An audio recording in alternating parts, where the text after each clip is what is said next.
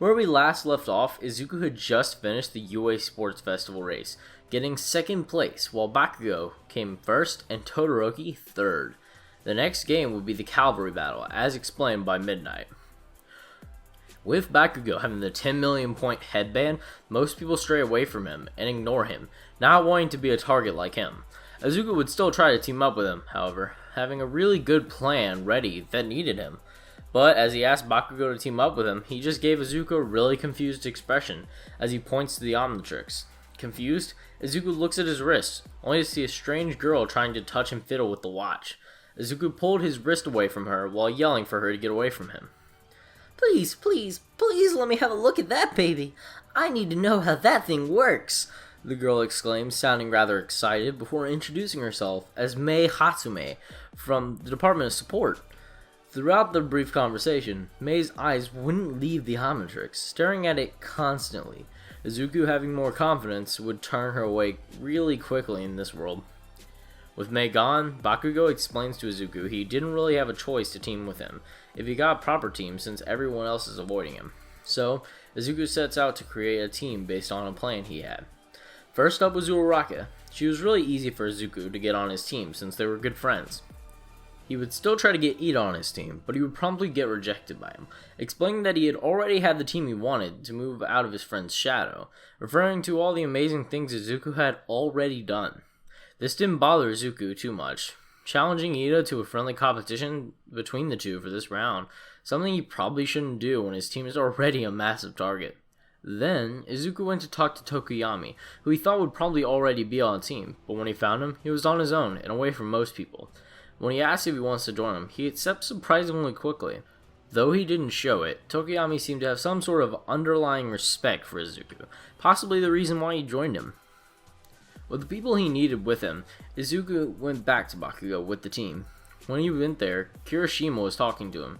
He wanted to join the team. It made sense to let him since he was really good friends with Bakugo, and he wouldn't interfere with Izuku's plan that much. So the team's competition would be the following. Bakugo would be the rider, since he was the one with the 10 million point headband, and offers a good attack and defense to the team. Kirishima and Tokoyami would be at the front. Kirishima would be used for close-up fighting, with the aid of Bakugo, while Tokoyami would be for long-range fighting, by use of Dark Shadow. Izuku and Uraraka would be at the back. This was for Izuku's plan if they needed to fight from all angles if Dark Shadow was busy up front. With the team assembled and information, Izuku explained their plan one last time before Midnight started the countdown and the game began. Almost immediately, every other team tries to rush Team Bakugo, acting fast. Izuku transforms into Stinkfly and swaps places with Kirishima for now. Then, while reminding Bakugo about the first part of the plan, Izuku starts shooting out a green goop from each one of his eyes, with Bakugo blasting off explosions at it. While he was disgusted by the idea of it, he starts liking it after it creates even bigger explosions than he can normally make. Why didn't you tell me about this before? This is awesome! Bakugo laughs as they continue to blast away anyone who gets close. The funny part was Izuku did try to tell him about this during the bus ride to USJ, but just didn't listen. Then, Izuku called out to Uraraka, telling her to use her quirk on everyone as Bakugo began to propel everyone upwards. This was the proper part of Izuku's plan. He knew that most of Class 1A wouldn't be able to reach them in the air, making Bakugo a hard target until they needed to land. But that was the problem. Uraraka couldn't keep them in the air forever, and Izuku was going to time out eventually. So, with the match being 15 minutes long, they had to land after about 9 minutes to give Uraraka rest, and so Izuku didn't accidentally time out mid-air. When they landed, Izuku shoots out as much goo as possible on the ground, with Bakugo igniting it, whenever someone would get close. Then, after a minute or two, Izuku transformed back into a human and swapped positions with Kirishima, putting him in the front again. Within seconds of charging, a voice roars out saying, "Reciprocal burst!" Then, out of the corner of his eye, he sees Ida on Todoroki's team speeding at them. Panicking, Izuku tries to yell out for someone to do something, but before he could say anything, Kirishima hardens both his arms and punches Ida in the throat, keeping Todoroki away from Bakugo's headband and winding Ida. Surprised, Bakugo and Izuku are also a bit stunned by Kirishima's quick reaction speed. Training with friends helped Kirishima a lot. With them running away, Team Todoroki wouldn't have enough time to catch up with them, with Bakugo yelling out, "Eat shit, Icy Han, thinking you're better than us?" The next couple of events would play out just like in canon. like the students getting someone time to prepare for the next event, and Todoroki pulling Izuku aside to have a chat. Their talk would be very similar to how it was in the main series, except Todoroki would insist that All Might must have given him that watch. It would explain why the villains wanted it and why he seemed to be very fond of Izuku. Confused, Izuku asked him to explain more on what he meant. Was he blaming him for the USJ attack? "Don't play dumb with me, Midoriya.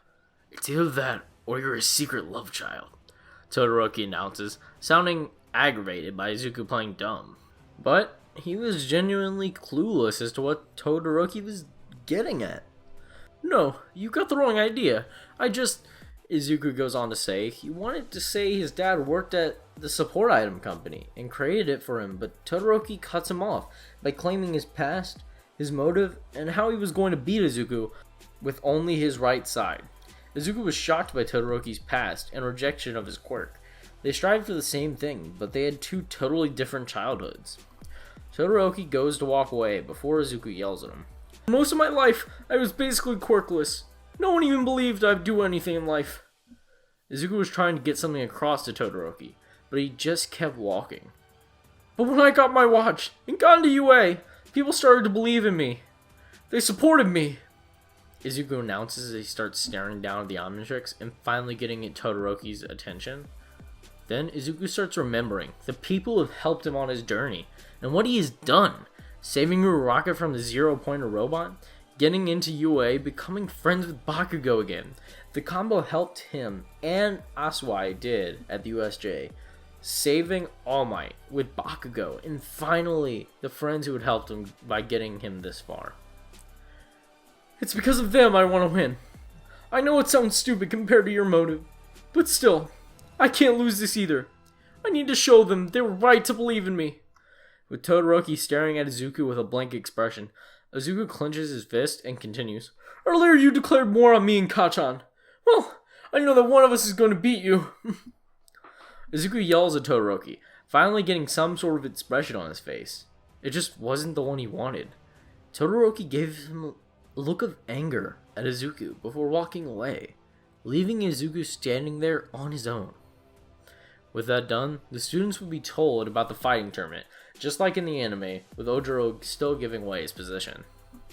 Izuku would do a few of the side games going on to show off his aliens, like using Accelerate and Erase or using Forearms for the ball rolling game, but he would still be informed about Shinsoro by Ojiro. As Izuku was getting ready to walk out to the arena to fight Shinso, All Might would stop by to congratulate Izuku for getting this far. "Damn, kid, by what I've seen, you might not even need my training," All Might jokes, and Izuku nervously goes along with it. "Serious talk. You're doing great. A few mistakes, but that's nothing we can't fix while I'm training you. Now, get out there and keep doing what you're doing." With the words of encouragement from All Might boosting his confidence, Izuku walks out to the arena with a plan on how to get around Shinso's brainwashing quirk. As soon as Shinso begins to talk, Izuku transforms into Wild Mutt.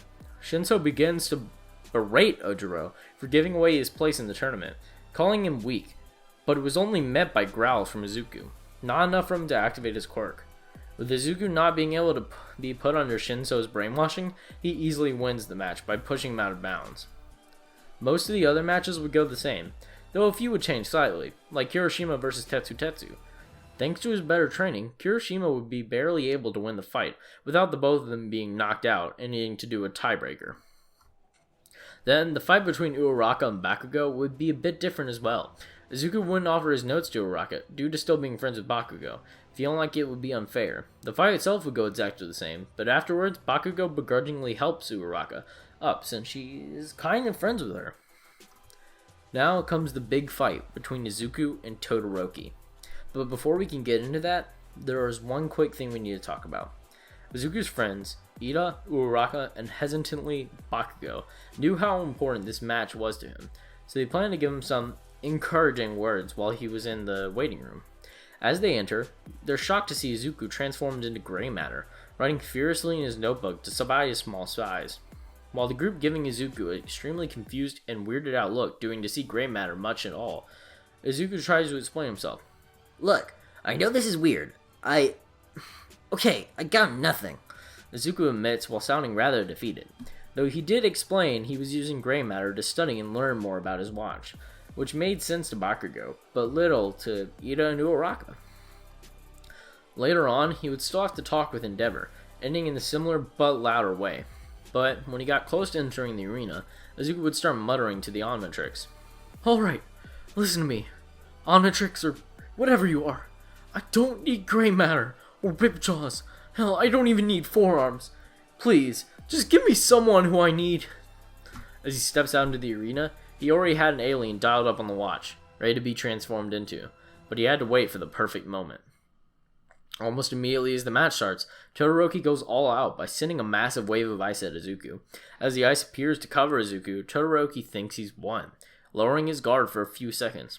Then after a few seconds, Izuku, as heat blast, comes bursting out of the air while engulfed in flames. While in the air, he began spinning in the air as the flames dispersed, then throwing blasts of fire at him. Todoroki easily blocks them by erecting a medium-sized ice barrier, but he was furious by Izuku's choice of alien and how he was acting. It reminded him of a certain someone. "What, did my dad put you up to this?" Todoroki yells as he sends another massive wave of ice at him, but this time it was fueled by his rage. But this attack was a waste of effort, as Izuku ignites the Inferno and starts blasting an immersed wave of fire at it, melting it instantly. With ice creeping around Todoroki's body, Izuku calls out to him. "What's the matter? Don't look so hot!" Then, before Todoroki even has time to react, he blasts himself at him, using fire from his hands to dropkick him. As he's sent back, he's barely kept in the arena by an ice barrier behind him. "When will you get it through your thick head?" Izuku yells from his heart, bothering Todoroki. "You're calling me thick? You're the one copying Bakugo!" Todoroki retorts as he sends another large-scale glacier at Izuku. But he wasn't wrong. The way he launched himself at Todoroki was exactly like how Bakugo uses small-scale explosions to fly. As the ice glacier edges closer to Izuku, he yells out to Todoroki, saying he really didn't want to do what he was about to do. Then with a flaming spear generating in his right hand, Izuku launches it at the ice, searing right through it and barely missing Todoroki. As distinct anger crosses his face as he stares down Izuku, yelling that with his monster of father must have put him up to this, telling him to fight just like him. With rage in his eyes, Todoroki rushes Izuku on top of another barrage of ice. Before he could get close, Izuku once again ignites into an inferno, keeping the ice away. With that, he notices how Todoroki's attacks, along with his movements, became a lot more sluggish and slow, giving Izuku the perfect opportunity to jump at Todoroki while punching him in the stomach. As Todoroki recoils back from the blow, he calls out to Izuku, yelling out, "Why? Why are you doing this?" But Izuku doesn't answer straight away, only clenching his fist like he was trying to hold back from lashing out. "Why? Because we're not all here giving it our all because we want to be pros. And you're just not being able to comprehend that. That's your quirk, not his," Izuku roars back. With Todoroki's memories of his tragic past coming back to haunt him once again, they're forced out of his memory by All Might, explaining the passing down of quirks from parents, and that was up to the kids on what they did with him. Then, Todoroki is engulfed by flames as he melts away the frost on his body, starting the true fight. While being edged on by his father, he starts screaming massive, piercing glaciers of ice at Izuku, forcing him into the air. As he's forced further into the air, and the ice starts overlapping each other, Izuku yells out his final attack's name. "Burning Howitzer Impact!" Izuku starts spinning, using his roaring flames, creating a tornado-like attack, as he goes crashing down into the ice below, covering the arena in flames. As the flames subside, everyone sees Izuku standing tall with his hand in the air, in the middle of the arena surrounded by melted ice. Todoroki, on the other hand, was barely standing up, out of bounds. As he collapses outside the arena, the crowd erupts into cheers, with Midnight declaring Izuku the winner. Todoroki just lays on the ground with a slight smile, just staring at the clouds. Izuku doesn't celebrate his victory for long, as he goes over to talk to Todoroki, kneeling on one knee beside him. I thought I could beat you if I used my fire," he mutters, still staring into the air. Izuku takes a second to answer. He didn't have a good response. "You could've. Well, if you didn't neglect it for so long." As he answered, he also walks off as he times out of his transformation. While going back inside the stadium, Todoroki is stopped by his father, Endeavor. So you finally stopped your rebellious phase. With that, we can... He tries to say before getting stopped by his son, who had a look he's never seen before. For the first time in my life, I forgot about you.